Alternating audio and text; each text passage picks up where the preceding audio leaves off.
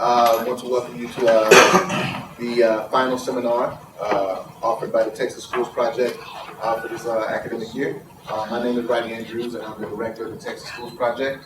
And today we'll be hearing from Dr. Tim Diette, PhD from North Carolina, student of Sandy Verity.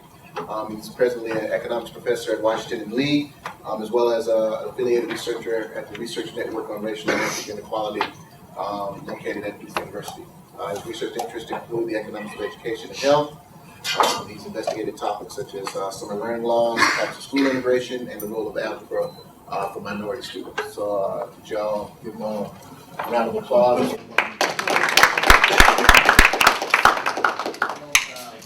First of all, thank you all for coming. I know you're at the end of the semester, so it's a time when it's a little harder typically to get folks out. So I appreciate you coming out today to hear my talk. The title, Understanding How Significant Immigrant Inflows Impact Test Scores on Non-Immigrants, Lessons from the North Carolina Public School System. When I gave this talk at meetings in November, my discussant gave me lots of useful tips. And one of his comments was, make a shorter title. So I agree. I just haven't gotten around to doing that yet. So we'll get there.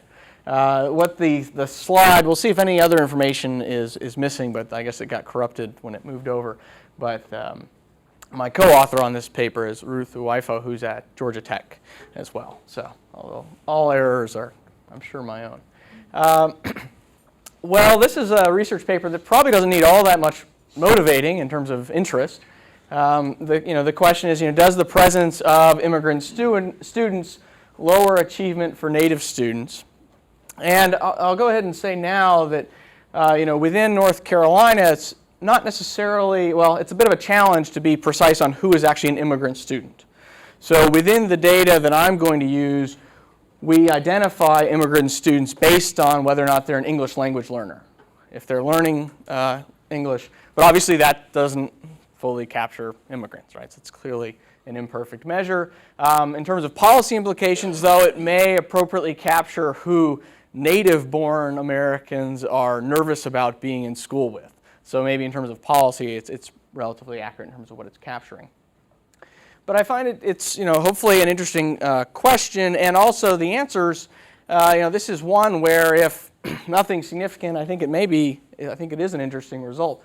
So if there is these effects, and as far as they lower the achievement for native students, well, in that case, it suggests that policymakers and/or schools need to think about ways, to alleviate this. And if not, then I think it's important that we build this evidence that you can go out and talk to policymakers and talk to public, the general public, as far as informing the discussion because of the significant fears that do exist around being in schools, right, with immigrants. And this story that having immigrant students in the school will crowd out this idea that there's competition for resources, and so as a result may lower achievement, right, is probably the story. Now, right, there's a line of work certainly in this area. As I mentioned, certainly the public concern over the increase in immigration. By the way, I'm happy to take questions at any point, so don't wait till the end. Feel free to jump in with any either comments or questions. There's been the extensive debate over the effects on labor market outcomes and whether these, particularly with respect to relatively low-skilled Americans, right, whether or not this is harmful. One example is Borjas.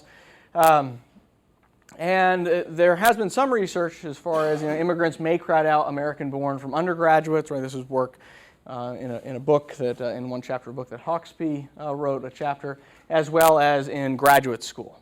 And in addition, thinking about the idea of at least the native-born evidence that native-born individuals are concerned about this negative effect is this evidence of flight of native students towards private schools away from immigrants, right? So this isn't evidence that there is a negative impact, but it's certainly evidence suggesting that people think there's going to be a negative impact. And so in that sense, parents are shielding their students away. So in terms of looking at peers and achievement, right, so this clearly fits into the overall peer effects literature. And so there is mixed findings on the effects of school composition on student achievement. Certainly, it's nice to be presenting here as far as the large body of work, right, that Dr. Kane did. And so in many ways, the modeling in this paper builds off the work of Hanishek, Kane, and Rivkin in that 2009 piece. Although the effects are mixed. Self-promotion, I'm sorry. As far as Diette, Hamilton, Goldsmith, and Darity, that another paper that we're working on that actually finds, it doesn't really find evidence, and this is the case of African Americans actually benefiting from being around white students. I'd be happy to talk to you about that after. But there is also, the other effect that's going on, and something that's going to be a challenge, and I don't know that we fully address it within this paper, would be separating out the issue of mobility, right, and students transferring in and the potential negative costs associated with that, and whether or not it's immigrants versus students moving in, right, because the notion that immigrants are often relatively mobile. In terms of, there's a relatively limited amount of work. I noticed after I signed up, for the talk, I got notice that Scott Imberman, I believe is his name, right, won a Spencer grant for doing this exact work with Texas data, and so I'm looking forward to seeing what he finds with Texas data. I'm using North Carolina data, so I think it'll be interesting to sort of compare the results. Hopefully we can talk offline to sort of line up our methods in a way, I think, to make our results comparable. I think that'll be useful.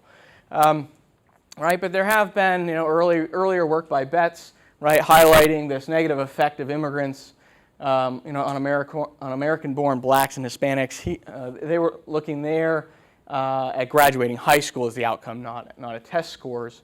And this is actually evidence from Israel. Again, the same concern about immigrants, and in that case, reducing the passing rate for a high school matriculation exam. Now, I did it is always nice to be out and presenting the work, because I'm glad now to be able to include this citation, which I didn't know about. It's a dissertation, and he hasn't published it yet. I hope he'll be publishing it soon, where he looked at North Carolina data using a different method. The way he goes about it is essentially, which I think is very creative.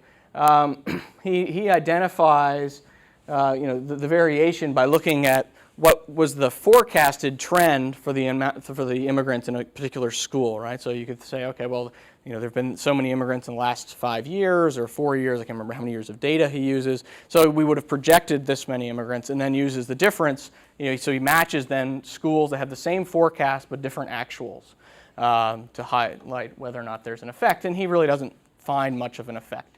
Now, being here in Texas, that is one of the issues. That this is North Carolina, so there is a very different concentration of immigrants, or at least as we define them, right, a much lower level of concentration in North Carolina. So I would not want to say that these results are necessarily generalizable across the country, particularly to a place like Texas or California. But it may be more likely to apply to states. How are immigrants distributed geographically in North Carolina? We'll get there. So the data that I use is the North Carolina administrative data, which looks quite a bit like Texas. The data I'm using mostly the third. Well, I am using the third through the 8th grade. Today I'm going to just present actually the results for 4th grade and 8th graders over this particular time period, when sort of most of the measures are relatively consistent in terms of the other X's that are available. So I'll spend a little time looking through the data as far as what does North Carolina look like. So, if we look at the English speakers over here, right, versus the limited English speakers is how it's defined. We note that in North Carolina, as you may well have expected, a vast majority of them are Latino, but there's a significant Asian population as well. If we drill down, it's not available within the data. There's quite a bit of diversity within what would be all classified as Asian.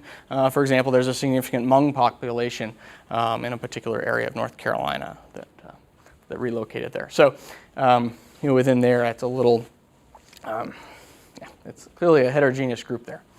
But nonetheless, so that's we can see, and this is the 4th grade over that time period. If you want to look at what's happened as far as over the trend of it, so here you'll note the axis. So it's just 6%, right? So it looks like, oh, big growth, right? Always be wary of the labeling.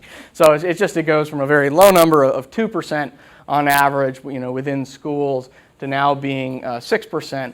Again, keep in mind, though, this is a restrictive definition by saying limited English, right? So once students right, they can be declassified, right, and they're no longer limited English speakers. And so, this underestimates, right, the number of people who are immigrants within the schools. So depending on what you want to estimate. Now we can look at it for 8th grade as well. Here you'll note the scale only goes up to 3. So there's been an increase, although not as significant. Part of this is because most of the students, if they reach 8th grade, are going to no longer be classified as limited English. And so that's, again, something that I'm looking to do. There's never enough time for projects. And so with this one thing that we'll be able to do is go back and look at, well, was this student ever classified as limited English? They're not classified now, but we can identify that they were. Is there any sort of impact later on? Now the distribution, this sort of, I think, gets somewhat to your question as far as across schools. If we look back in '99, right, so this is the full share as far as the fraction of schools, and this is elementary schools. Over 50% had no limited English students, at least identified, right? That's the other challenge with this data, right, is that you're counting on the schools to actually identify them. There is the funding incentive, so you would expect schools to go ahead and identify them given the money that's available. And you'll note that even relatively modest rate of about 10% is pretty close to the right. Only about 10% of schools in North Carolina would have more than even 10% limited English. If we look at 2006, so in some ways it would have been nice to put those two on the same slide. Right, so these are on the same scale, so you can compare them. They both go up to 60%. And so what you'll see, right, is both the 0 moving back as well as the right. So both limited English moving into more schools as well as increasing their presence in existing schools, right? So we can see that in 4th grade. And then, questions at all? No? Comments? And then this is just the actual data. If you're curious about it, again, this is within 4th grade. You can see the relatively high growth, but again, compared to Texas, I'm not sure how this would work out, because I don't know within Texas if you apply the limited English as the requirement versus a racial category, how this exactly works. But you can see that the significant growth, but still relatively low. If we look, within the data, if we want to compare, so what we do here is say, okay, well, here's overall. So a list of individual characteristics, so parent education levels, so whether the parent's highest education achieved is a dropout, high school, more than high school but less than 4 years of college, bachelor's or graduate. So this is the overall averages for the state.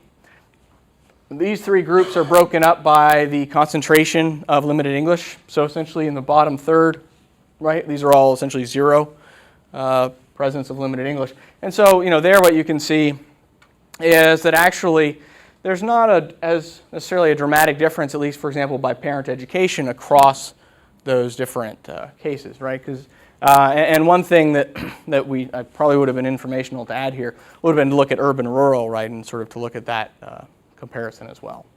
I don't have that here.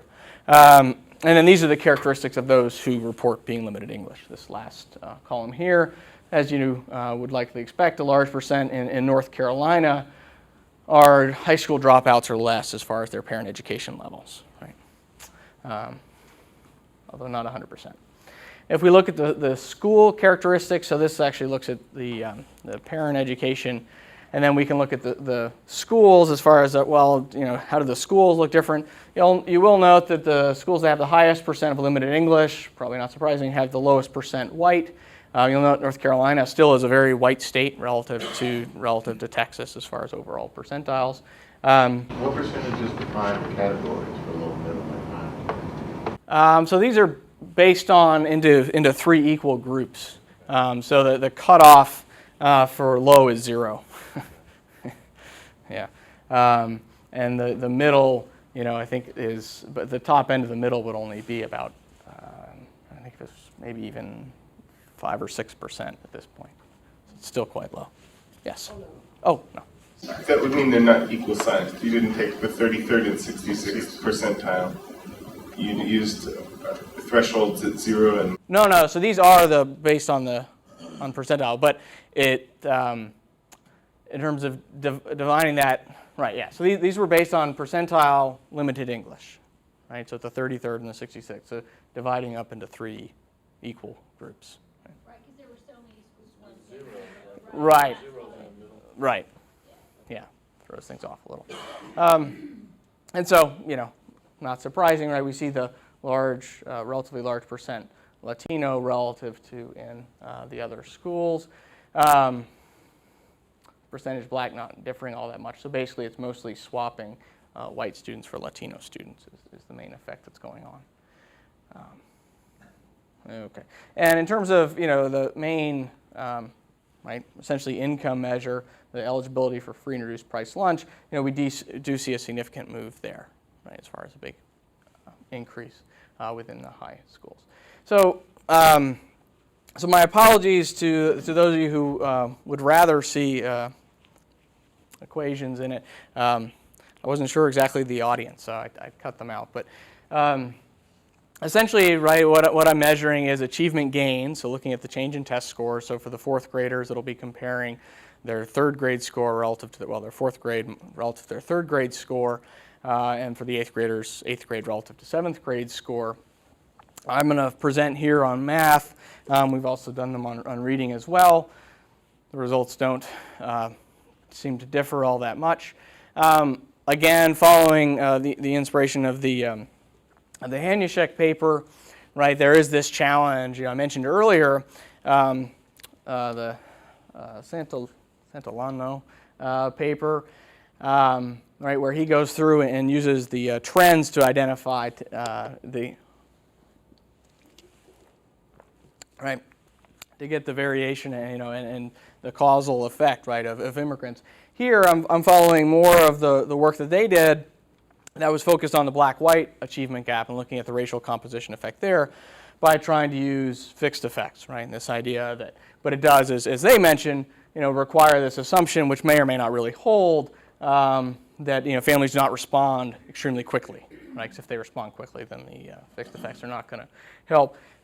Here, again, due to essentially capacity constraint at the moment on with the computations, report the results stratified by grade, so essentially same notion as a fixed effect by grade, and then the error structure is clustered by school, right? Because these are individual observations,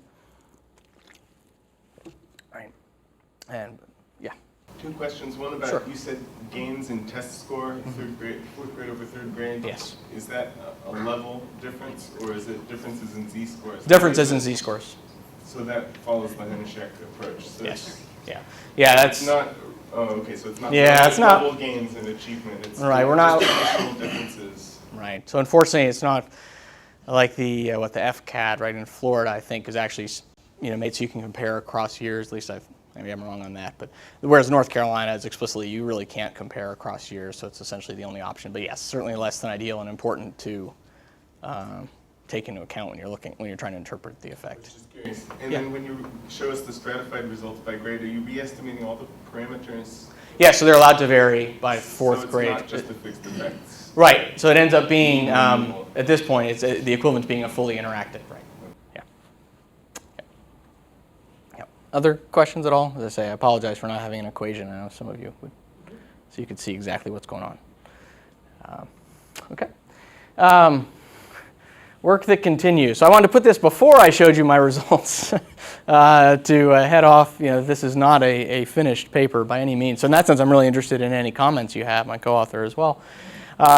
So at the moment, we're working on being able to properly control for student mobility, as they do in that paper, right, where they're actually able to track whether the students are changing schools. Also, using a paper, right, using a method similar to Gold-Lavie and Passerman, we're looking at doing an IV approach, right, where we're going to look at essentially the expected percent sort of limited English, right, by using the limited English in the grades right around them, right? So you're essentially looking at it in that sense. Here I'm just presenting 4th and 8th grade, so we want to include all of the grades within it. And the key one being as well that, again, it's just an issue of merging all the different files, of bringing in the teacher characteristics. So these results do not include controls for teachers, right? So there's school fixed effects, but not controlling for individual teacher characteristics. The idea for that IV is that, once you condition on the predicted LEP population, then that surprise is essentially orthogonal to, that's like useful, like useful exogenous variation that allow you to try to get at things causally. So, like, my question is, how much would that depend on how good is your prediction? Yeah. Right? Like, As I say, we haven't gone there yet, but yeah, no, yeah. Rodney, say that again. What's the source of so information? the IV is sort of saying, I expect 10% to show up next year. I get 15, that's a surprise. Okay. Let's see what happens. And that IV, I think, is only as good as if the econometrician absolutely nails how the schools are forming their expectations, and then it's really a surprise, then you're bang on. But if there are differences in the information sets between the econometrician and the school, it's not clear. So it's unanticipated change Right. in LEP population. Right. Is this That's information? right. Right. And it's in a lot of ways, or at least a lot of folks would think of it as more of the relative to what parents expect. Right. Right. I think they're gonna, there's a shock. Oh, if it was that high, I would have moved my kid. It's less stuff. Yeah. And I just wanted to make sure I understood this. So if you've got a student who's in one school in third grade, and then moved to another school within North Carolina, Yes. within the public school system, in fourth grade, do you have them? Yes. So the student mobility part is not, you don't account for the fact that they're in different schools at that point? Is that what you're saying? Right. So at the moment, we haven't done that yet. But you have included them, you didn't drop them? Okay. Yeah, we've run it with and without, and it doesn't change the results. But yes, so right now they're in it. Other? Okay, so results. So if we look at the overall effect, so this is all students, this is looking at math. Each of these coefficients represents a different regression, right? So if we take this box here, this has just year fixed effects, right? So again, we're only looking at in the fourth grade, controlling for the individual years, right? 99 through 2006. We have the gain score, right? So this is, we also do levels as well, but just didn't present them. Again, the results are actually quite similar. Whether or not the prior year is included on the right-hand side, right? And then whether it's measured as a percent, right? Limited English versus down here in the third model. The idea is that there's this, that it actually uses the change in the percent limited English relative to the school, the concentration that the student experienced the prior year. Yeah, right, a lot of folks would look at the third specification and not really expect the changes to be large enough, right, to have much of an effect. I think in some ways this would be the most concerning as far as thinking through a little more carefully how we're going to deal with the mobility issue, right? Because a lot of the students who might experience large changes are the ones who are going to be changing schools, right? They're the ones who are most likely to experience large changes. And that is also why I'm at the moment presenting the fourth and eighth grade, because in the prior year they're most likely in the same school as far as they're least likely within North Carolina, for example, to have moved. Right? If we picked sixth grade, they most likely were in a different school in the fifth grade, just by nature of the normal. Is mobility then the treatment, or are you trying to differentiate between intent to treat and treatment on the treated? And you're saying something along the lines of, these results are somewhat obvious. You're not seeing the whole picture because the kids who are moving, who we're interested in, is sort of is commingled with a set of kids who are, I guess, not responding in some way. So right. Well, some of the concern is this notion that people are intentionally moving, right? And I'm not observing that, but I'm acting as if the students are randomly, essentially, just assigned to these schools. And so there's this concern that if they're not, and the parents have chosen. Now, it is interesting to try to think, well, what would be the expected sign of the bias, right? Would you expect that to maybe, is it that you think the parents are going to move the kids who would have adjusted really well and had no problem, had their schooling affected? or are you more likely to think that they would have moved out the students who would have been negatively harmed? Right, and then the other bit that goes along with that is, well, who's going to choose to move their kids as far as income level, parent education level? What would have been the the prior test scores of these individuals? So there's a whole, I think, bunch of issues that Can move, right? Right, if you're, I don't know, which I think is sort of why the geographic distribution is important, right? If you're telling me that, it's, a rural school somewhere in tobacco country where you're seeing this, then, what are your options, right? But if it's in an urban area, then maybe that's more amenable to choice, so. Well, and that's the the goal by focusing in on that 1 year, and one of the potential benefits of using the change, right, this sudden change, because the idea that mobility has costs, and so that people, at least most people, wouldn't be able to immediately pick up and move. Be interesting to use now, as far as it's harder to pick up and move now, and somehow you take advantage of that. Maybe in a few years we'll have data. But you'll note, if anything jumps out at you, it's that, well, nothing really jumps out at you all that much. Wow, there's not much happening here. But as I mentioned at the start, and maybe that was in self-defense, that's interesting, right? Because it says there isn't a negative effect. Now, it might be because our schools are doing a really good job of managing it. It might be that the resources that the schools are able to get from the state, at least at the moment, they're able to have it not affect the other students at all. But you'll note the only thing that shows up as significant and is actually a positive effect. Now, these are very small coefficients, so it might be positive, but it's essentially close to zero. But I think that may be the message. Now, one of the questions, right, and this is similar to the work that Betts looked at. Well, we'll get there actually in a minute. So, one concern is the idea of the large number of schools I'm including that have essentially 0 students, right? And so you're this notion of you're going from 0 to 1. And so, well, does that really matter? So we do look at it instead by saying, well, what if we instead focus in on the schools that have at least 5%? We've sort of played around with this threshold a bit. And again, the only results, right? So these the gain scores there, right, suggest a small negative effect, but not much is happening. I don't know if I finished, right? So we have the 4th grade. Right, this is year and then year and district effects. No, these are district fixed effects, not school fixed effects. Again, there's a computational issue with the computer available problem. Anyway, so that will become school fixed effects. Although, again, the ones that did run, again, I wasn't able to get all of the everything to run. The coefficients and significance were extremely. Well, I couldn't really tell the difference between the district fixed effects and the school level fixed effects. These scores, these gain scores, are all for non-LET students. All right. Oh, yeah. I definitely should have mentioned that. Yeah, this is exclusively the native students, right? So this is looking at the effect on native students. Yes. I'm wondering what other control variables you have in the model. For example, do you have average test scores, percent poverty, those other variables, which might be very correlated with? Yes. Right. So we have parent education level. Right, so for both for the individual and for the school level, as far as parent education, free and reduced price lunch, test scores of peers. That one at the moment I'm using 1 year prior, but I'd like to use sort of the 2 year prior again to follow what they did. Right, as far as this idea of being less concerned about it, right, finding out their test scores regardless of what school they were in and using that.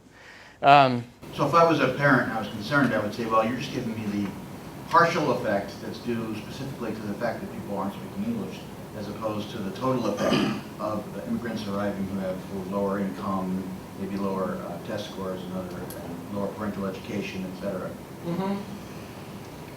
It may be all those demographic characteristics of the immigrants that the parents are trying to avoid, and that's all being absorbed by the other terms in the regression. Right. I mean, so that is one challenge, is this idea that, well, is it really, I mean, if right, to the parent, they don't care. If it's the idea that the immigrant is eligible for free and reduced price lunch instead of the fact that they don't speak English, well, that's still the negative effect I'm talking about. So, although I'll say let's see, those were not significant in the gain score in the gain models, but in the levels, as you might expect, is where they show up as being significant. So, yeah. So I think there is, I think that's a really important point. Did you compare these effect sizes to just a bivariate contrast, or running the model with no demographics on the right-hand side? Yes. Yeah, again, just for simplicity, I didn't include them here. Let's see. Now, if you don't include them at all... That would be the comparison, right, Paul? So, If you took out all... yeah. One of them. Yeah. Because even when you run, right, just limited English, right, against it, they are not particularly significant still, and I mean it's not there. Comparable in magnitude? Comparable in magnitude. Yeah, we saw a lot of 0.0. I only went out to 4 digits because we were just seeing 0.00, 0.000 a lot, and 0.001, and it's like, well, are they all the same, or we? No. So they're slightly different, but there's just not much happening. Another question, right, could be that, well, maybe the effect is different in the top quartile, right? Maybe the high achievers are harmed, right? Because you could imagine here this idea of, right, that other folks have talked about, where if we bring in students, right, teachers are going to pitch their class, right, at the average ability level of their students, and if you bring in students who are lower average ability, you might have a negative effect on the high achievers and a positive effect on the low achievers, right? So that could be what's going on. What's your sense of how integrated the students are within schools? Like, do you really see classrooms where you have a mix of? Well, you're looking at math. I don't know, but Right. where you have a mix of LEP students and native speakers, like, is that pretty prevalent? So, well, and that's why we want to control for all the characteristics at the school, at the grade level, and not at the classroom level. Right, because if the school compensates, right, and by separating out the students and as a result have no effect on native students, that's okay, right? I mean, this paper isn't about that policy, whether or not they should be, how you want to handle it, right? This is so you can observe, like, is there variation in terms of, like, what's the, just trying to figure out, like, what does the classroom look like? Right. Well, because we thought the assignment is not random, right? Because students are, principals and teachers, right, are going to actively manage that. That's something that we don't want to observe that. But at the older grade levels, the LEP students should be taking math with non-LEP students, and at least in most of the Texas schools. Right. Somebody correct me if I'm wrong. Yeah. I mean, there are very few all-day LEP programs with completely separate tracks. Well, there are two different tracks. When the student is assessed, the district, if there are more than 30 students in that district with a particular language, they must provide bilingual educational services. Right. And so they have bilingual educational services for some, they have ESL educational services for others, the ones that are assisting them to learn English in a particular way. But those are two different kinds of programs, but both of those are left, as well as kids who are in neither program, whose parents, their home language is not English, and they're still left, even if their parents refuse services. Right. Texas has an advantage over this because we do have an immigrant flag, and so we can identify immigrants. Here, and our immigrant percentages are a fraction of our left percentages. Tiny fraction. Right. And is there a state rule about when the bilingual and ESL programs have to end? There are federal requirements that states adopt that have to do with both entry and exit. And so it's a matter of mastery. We have a test here in Texas that deals with part of that. Tell-pass? The tell-pass. And then we also have some tests that have been used over the years, various kinds of achievement tests and such that have been used to help with that decision. Like 30 of them, and the districts get to decide which one they have. There's supplemental tests as well. But I was under the impression that 80% of at least Texas LEP students are out of LEP ESL treatment by the 6th grade. Pretty much, but we also have a large number of new immigrants in middle school and high school. One of our largest growing groups of LEP students are new immigrants from Central America and rural Mexico coming into high schools.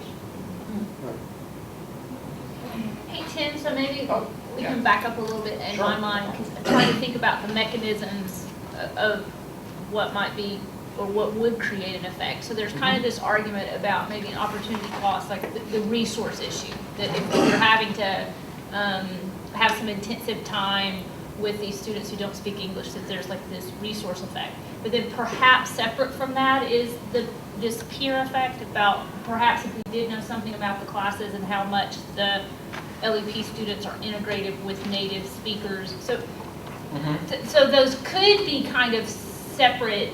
Right, yeah, this is right, because I mean that's a very interesting question, right? To look at how do different schools address it, right, and to understand well which programs are most effective, which way, right? And I think that would be extremely interesting. Are there different testable implications from either you believe that it's a reallocation of resources given separate classrooms or some sort of peer effects? You know, I don't know, like are there sort of ways to sort of let the model decide at least which effect is, you know, it's dominant. I'm always sort of wary of these peer effects because it's not clear to me, you know, are students within the schools really peers? Well, I have a question too about the testing practice in North Carolina, which of course I don't know.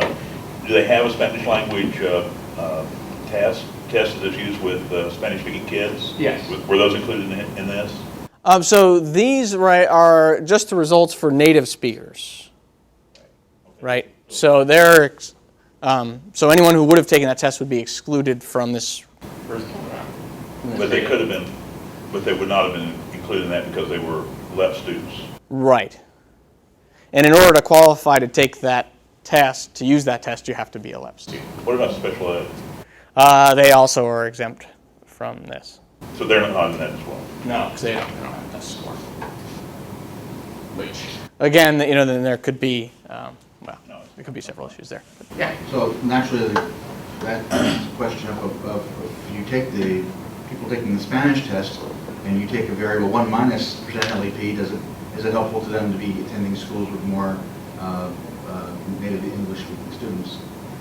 Oh, right. So to flip it around and instead to look at the right, and there is a line of literature that that looks at where do immigrants thrive, and but that's no, that's clearly a very interesting question. But yeah, certainly by 8th grade, I would actually expect a large number to be in very separate classrooms. As far as North Carolina, typically will track by ability. I mean, they may well be in. I wouldn't expect LEP students to be in their own classroom, but there's certainly differentiation within 8th graders, right, as far as high achieving students being enrolled in algebra. Again, a self-plug there on the looking at the effects of that. Did you break this out to see what the effect are native-born Hispanics? I got black students. So they're actually, right. He's got the data. He could run Yes. the model just on the Hispanics. Right. I actually have. I didn't present it. And so, here, and I think, again, they had, and so it'll be interesting to see once I get it to run on the full school fixed effects, right, whether this stays. Again, this is a pretty, it's a really small coefficient, so I don't want to make much of it. And I guess that would have been the benefit of, there's this challenge, right, of how many different regression results can I show you. At least showing you a few that had all the covariates, and so you could see the coefficients in terms of relative size to see that these are really small. How much variation is there within districts? One of your concerns is school fixed effects versus districts. Mm-hmm. So how much variation is there within a district, right? It depends on the district. If you're talking about rural, the school is essentially the district, right? And if you're talking about an urban area, then, that might be. Yeah, in North Carolina, certainly at the elementary level, right, there's like 1,500 elementary schools and only 100 and so districts, right? Basically the county is the district. So even in rural counties, there typically will be several schools. And these are, but still point taken, I think, on that. Yeah. So then the other question is, well, are there any beneficial effects on the bottom quartile of students? No, these numbers bounce around 0 essentially. In this case, right, there's a few where they start out, right, they're positive, but they're 0. And just a few here that have a negative sign. But again, in terms of policy implications, very small. And this was just a nod to some early work that really focused on, what is the effect, in many ways similar to the wage studies, right, that suggested, well, the focus is going to be, right, the most likely the folks who are going to be hit by it are those who are relatively low income, right? So there's those stratifications run as well, low income, right? Back to our earlier point about who's able to move, right? And so this notion, well, but again, we don't actually see much of a negative effect here. So what are the conclusions? Well, who knows whether anyone will like this paper, but it's no, there's not much of an effect, or if they are, they're very small. It was nice, since we used the same data, that I actually found results that look a lot, that's basically what the end of his dissertation says, I didn't really find anything. So, but he used really cool methods. So it's still worth the read if you can find it.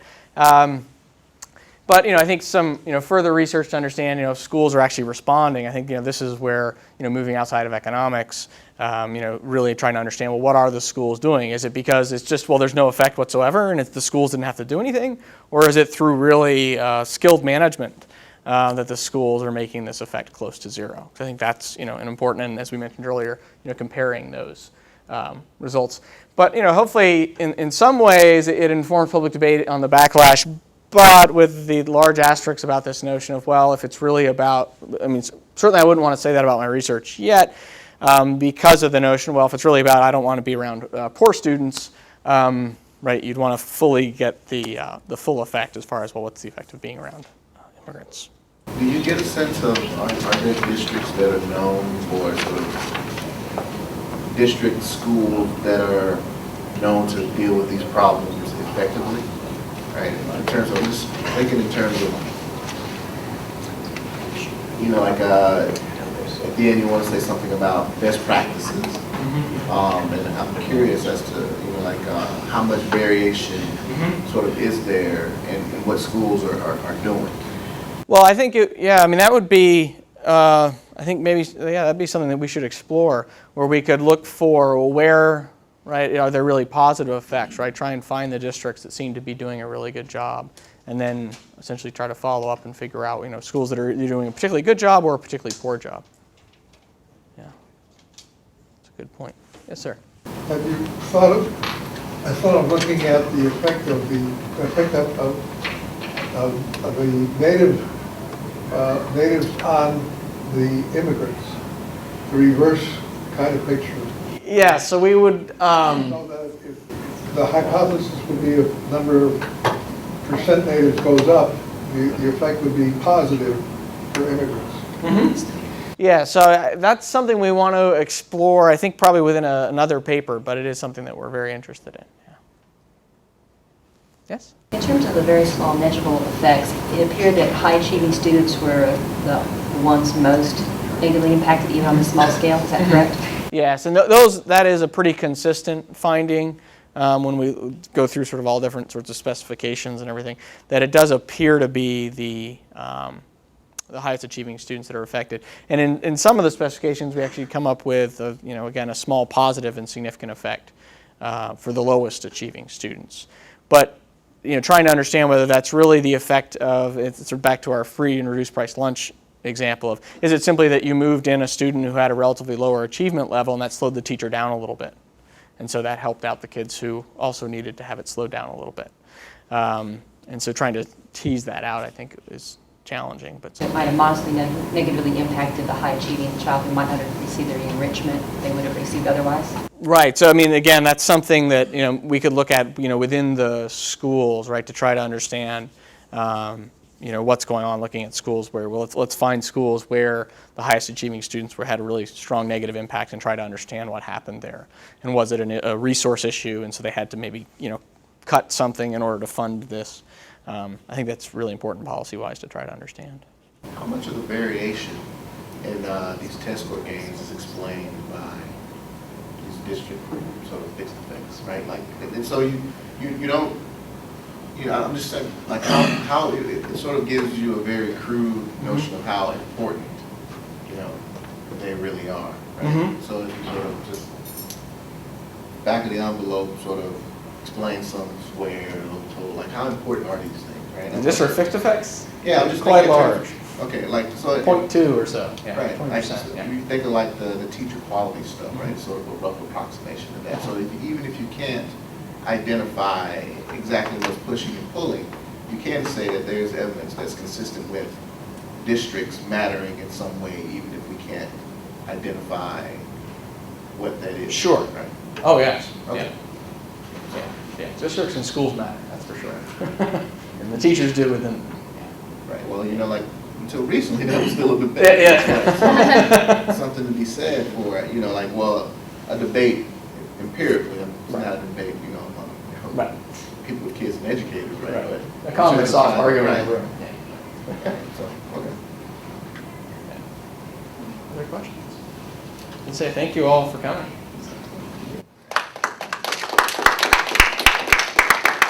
So thank you guys for coming. So this is our last seminar of the school year. We presently keep a list of individuals who we'd like to be in communication with. So if you're not on that list, please sign up or make sure you speak to Katie and we'll get you added. You know, if you want to learn more about the TSP, UTD-ERC, certainly visit our website. Thank you guys for coming, and I look forward to seeing you next academic year.